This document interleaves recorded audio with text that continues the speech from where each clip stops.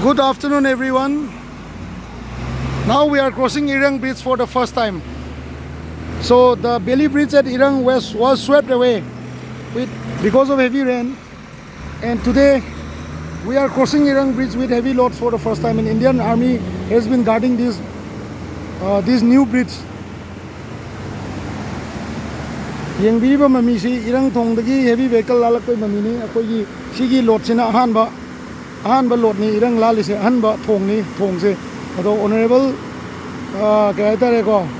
Chief Minister Manipur na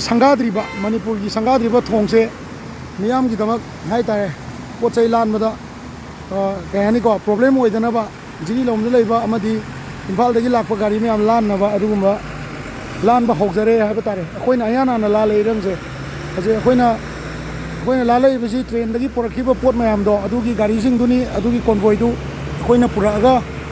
Irang dari hojik pass tawraga none tamna tholokpa hore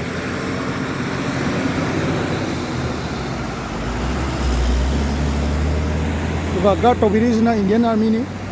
zulai re thongsin naurim ni na join jega tamna lalan baiwan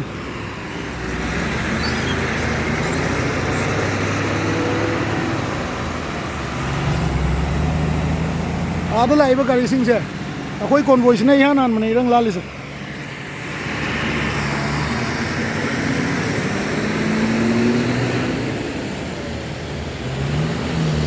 Thogalo adum tam thogala mo bus ka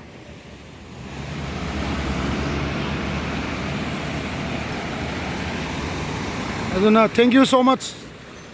for the good bridge.